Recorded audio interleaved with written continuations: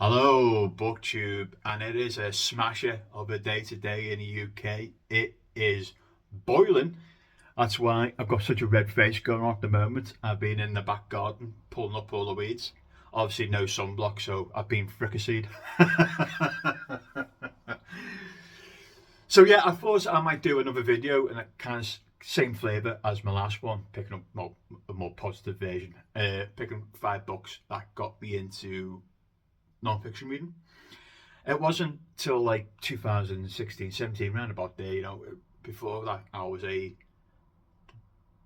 out and out fantasy reader, reading fantasy day in, day out. Maybe a bit of sci-fi sneak in there, but fantasy all the way, smashing out those books, 100, 200 fantasies. And that's part of the problem. When you read just one genre over and over again, it gets boring, doesn't it? It becomes like the same old cliches and storylines get rehashed time and time and time again. And it wasn't until booktube, the likes of the Book Olive and Steve with the non-fiction recommendations, that I made the quantum leap from fiction to non-fiction.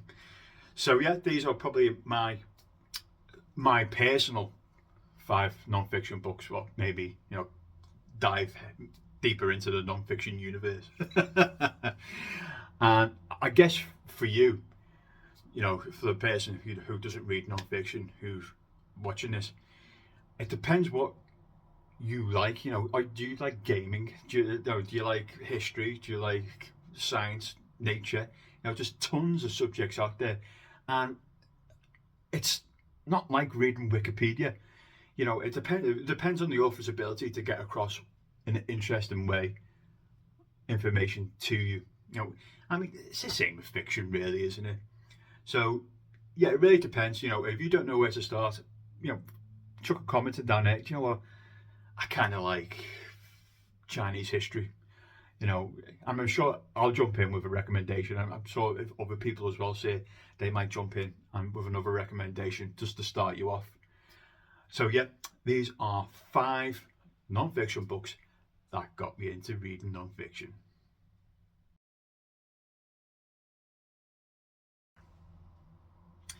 So my number 5, as a kid growing up in the early 90s, I loved 3 things: Star Wars, pirates, and dinosaurs.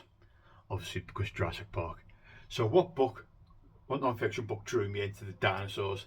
It's this. This is The Rise and Fall of the Dinosaurs by Steve Buscemi. This is looking at dinosaur history throughout 200 million years, however long they were on Earth.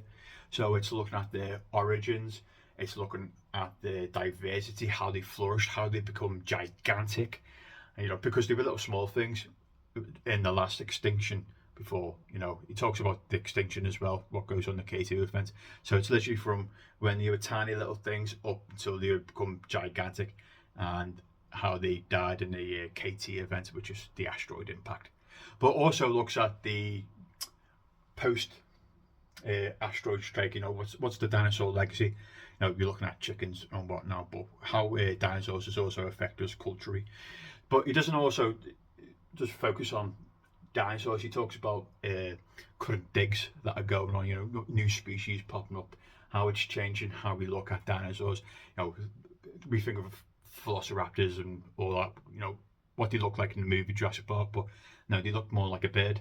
And this book is it's a great introduction into dinosaurs. If you're out there and go, oh yeah, I like dinosaurs as well, this book is really, really fantastic. And the way Steve writes this book, you can tell. He even says it in the book, I loved dinosaurs as a kid, and when you're reading this book, he shows that love to you, like, come here, I want to show you something, that really kind of pulls you in. Okay, I think it's engaging. And this book's covered in drawings, illustrations, so you got something to look at as well as you're going across. But yeah, this is a enthusiastic. It is packed with facts. It's got a huge reading list at the end of the book if you want to continue your plunge into dinosaurs. But yeah, this is enthusiastic, it's well written, and you'll learn a lot about dinosaurs. You should read it. This is The Rise and Fall of Dinosaurs by Steve Buscemi and before we got to number 4, there's also a sequel to The Rise and Fall of the Dinosaurs, which is The Rise and Reign of the Mammals, which is equally as good as the first book, I think. And it's basically from the KT event to now, and how, because the dinosaur extinction happened, how did the mammals take that niche and then eventually spread out to what we've got today? You know, because think about it, if the dinosaurs didn't go extinct 65 million years, I don't think we'll be here right now. Well, there'll be a triceratops sitting in the White House. Yeah, so this is number 5. This is Steve Bruschetti, The Rise and Fall of the Dinosaurs. Number 4. Now, number 4 is a bit of an odd one, to be honest with you, because I didn't necessarily enjoy the book itself. It's all right, but this book definitely got me into other books of the same flavour. So this is H is for Hawk by Helen MacDonald. It's an easy read. It's only about 200 pages or something like that, and it's that flavour of connecting humans to nature, that kind of thing. And the book's about she's lost a father and she's grieving. So she decides to do what she always wanted to do, and she gets a goshawk and then gets into falconry. And it's basically going through the grieving process and then taking care of this falcon, doing falconry with this goshawk. And she tries to take ideas from T.H. White as well. He's prevalent in this book, the author of The Once and Future King, because he wrote a book called Goshawk about his own misadventures of doing falconry. So she takes some ideas from that. She tells a bit of nature about the goshawk. And the book it's okay. It's not badly written. You'll fly through it, no problem at all. She is engaging, although she's a bit, I believe, because she's going through the grieving process, she is a bit clingy to the subject. That's what I get from this book anyway. And the reason why I was like, I don't personally enjoy taking a wild animal and then basically put it in a cage, which this book's all about. And don't get me wrong, I'm not against zoos. I love me some zoos. But zoos have a purpose, you know, they take care of endangered animals and then promote environmentalism, don't they? So all for zoos. But for something like this, I'm like, it's a wild animal. You should let it be itself rather than using it for your own personal grievance.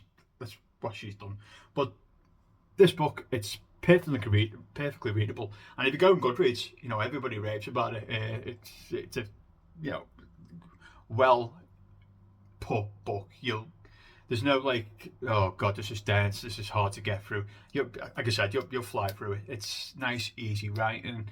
I just disagree with the subject matter. But I think it's all right. You should read it, because it's one of these non-fiction books where absolutely everybody like says, oh, it's amazing. And for that, I think you should read it. But there's other books of this flavour which I prefer. I mean, I've got one here somewhere of actual people living with wild animals and not caging them. This is Wisdom for Wolves. This is a fantastic book, this. Look at me, I'm recommending another book rather than another recommendation. It's like Inception. There's about 2 scientists who live with wild wolves. It's a fantastic book. And what was I talking about? Oh, H is for Hawk. Oh, jeez. Yeah, so it's readable, folks. You should read it. It's out there as being one of the best non-fiction, and for that you should read it, I guess. But other books like Wisdom of Wolves and The Owl, I've got somewhere, The Owl Who Liked to Sit on Top of Caesar, about a wild owl who decides just to camp in this guy's flat. Which is, I think, was personally better. But H is for Hawk got me into other books of the same flavour as that. It's readable, it's not small, it's small, sorry, and she's a good writer, although I disagree with the topic. You should still read it. Number 3, it's all about history, folks. I love me some history, but it's such a gargantuan subject, and tons and tons and tons of stuff out there. So it's all about, where you're going to put you dip your big toe in. What are you going to do here? So I was figuring, do you want, since I'm English, what about some British history? So I was like, just so many people to talk about British history. They would want the wars, they would want, culture, they would want the monarchy. No. And I was like, I think I was in a charity shop, and by chance, I saw the history of Britain. I was just like, I'll just take that there. And lucky enough, it worked for me, And I think the series is called A History of Britain. And I think there's 5, could be 6 books. I don't think the author's finished yet. And it's Dominic Sandbrook. Now, what Dominic Sandbrook does is it's post-war Britain. And then he takes chunks of 6 or 7 years from post-war Britain and see how Britain's evolving. So I think the first one is You Never Had It So Good. And then it goes to White Heat in the 60s. And then the miserable 70s, and then Thatcherism in the 80s. I think that's the 5th book. But out of these 5 books, White Heat is probably my favourite. White Heat is the one in the 60s. So it's looking at how the UK, got out of that, that kind of like stiff upper lip kind of stuff, and went into more pop art. So you're getting the Beatles here, you're getting the Rolling Stones, you're getting fashion. So you're getting all the swinging 60s. That's what this is all about. And it's looking at Britain like in a microcosm, as I said. So early 60s, the rise, it really begins with the rise of the Beatles, and then towards the end of Harold Wilson's premiership. So it's looking at that, just that time frame. And the author, I've never heard of Dominic Sandbrook before I picked up this series, but he makes history so readable and enjoyable. And he also, as well, big thing for me, humorous. So in White Heat, you've got there's the Sterling crisis, you've got the start of the Troubles. So what's the really good thing about these kind of books is, as I said, White Heat, okay, it's about 500-600 pages long, and it talks about several different things within those 6 years I just mentioned. But you can pick anything you want. So I was like, he's talking about the Sterling crisis here. That sounds kind of interesting. I see there's another. The Troubles. How many books have been written about the Troubles? Do you want? I'll just go. That sounded interesting. Or for God's sake, the Beatles, the Stones, the Kinks.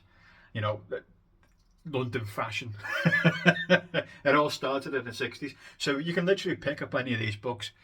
And I mean, in the 70s one, you've got the coal miners' strikes. In the 80s, you've got Thatcherism. So you can literally read one of these books and just get anything out of it, And as I said, Dominic Sandbrook has got a way of delivering a really succinct, hitty kind of like history book, and it's right up my street. I think if you see any Dominic Sandbrook about, pick it up, because it is immensely readable. The History of Britain series. So yeah, that's my number 3, Dominic Sandbrook, White Heat. Now number two is it's a bit of a strange one, to be honest with you.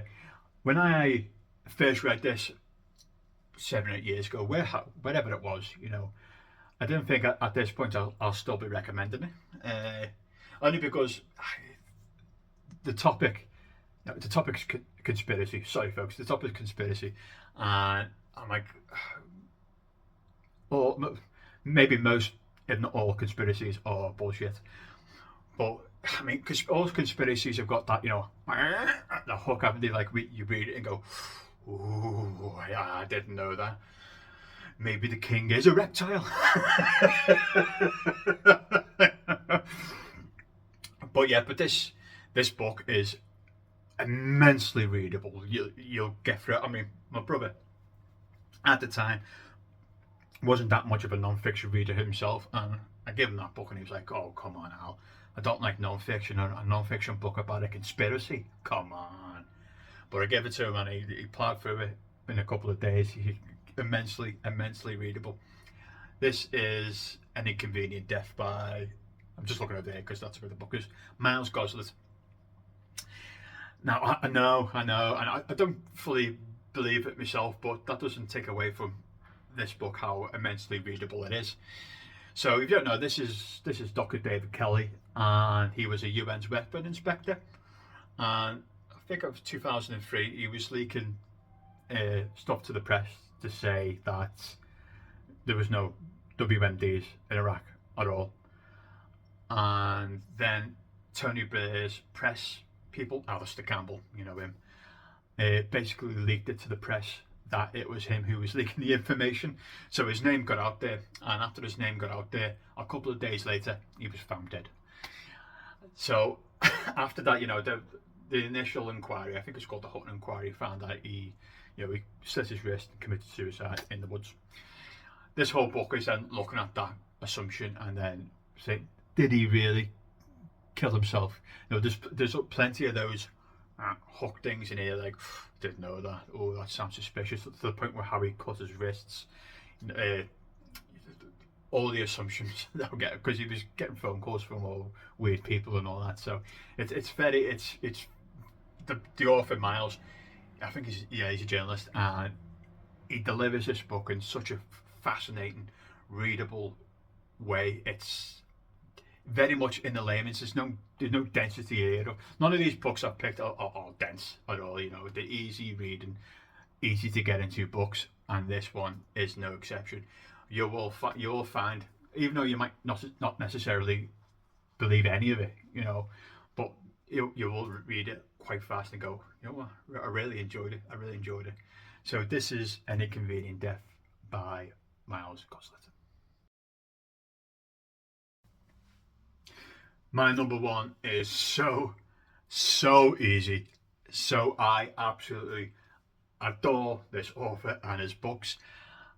When I picked up the first one, I was like, okay, I enjoyed that. Let's pick up number two. And then before I knew it, I finished the rest of them. So this is Bill Bryson. Bill Bryson is a very, very famous author. I know there's a few people who don't really like, I don't know what it is. I don't know if it's book snobbery or not with Bill Bryson. You know, he's a like mass market nonfiction author, isn't he? If that makes sense. But yeah, Bill Bryson for me, he's a comic. He's got that, even though he's American, he's got that British dry wit. But it is funny. There's a lot of like sarkiness in this book. But it really is. Bill Bryson is immensely readable.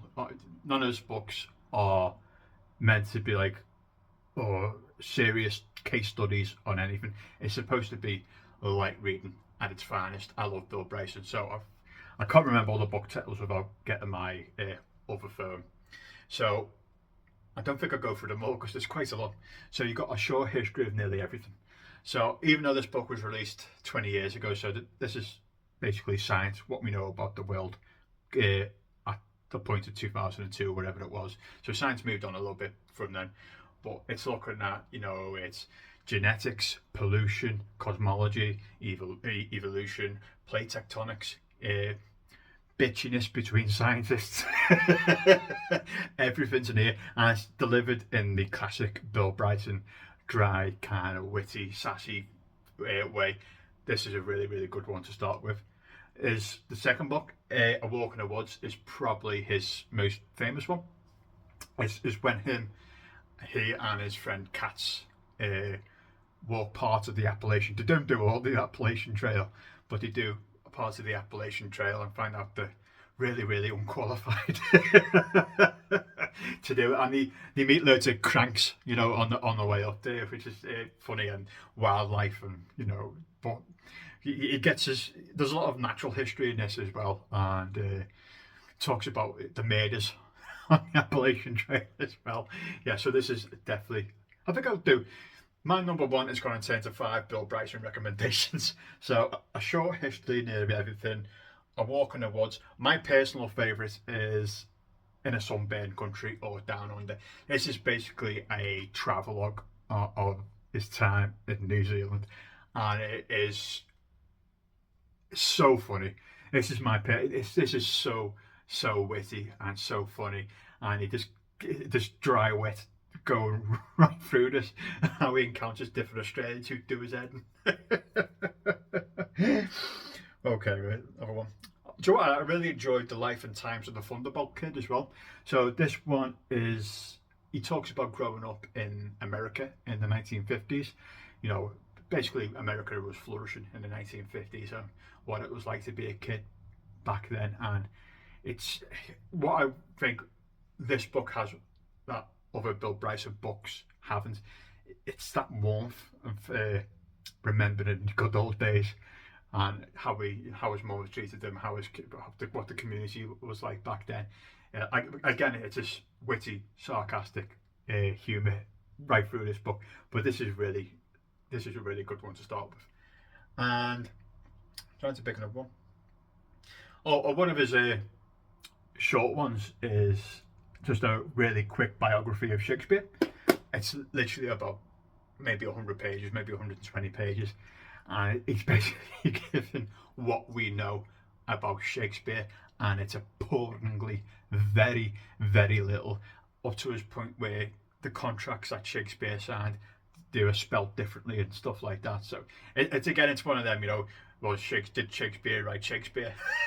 It's one of them. So my number one, Bill Bryson. I love Bill Bryson. I will recommend Bill Bryson to absolutely everyone. I mean, right now in the UK, for the people in the UK right now, it's boiling in it, it's hot. Go and pick up a walk in the woods and just go and sit off somewhere and read a walk in the woods. I promise you, especially the Brits, you'll love his sense of humour. You'll absolutely adore his sense of humour. And I think that's it now, folks. I hope you enjoyed that. I know the last time I did the top 5 worst fantasy books, didn't I? So I hope this one was a bit more positive, a top 5, you know, what got me into non-fiction. But I might do another one, like the top 5 reasons I can't stand Goodreads. I might call that, you know, the Miserable Bastard series or whatever, or whatever it is. But yeah, I hope you enjoyed that, folks. And if you want any non-fic recommendations, give us a chat. I'll give you some.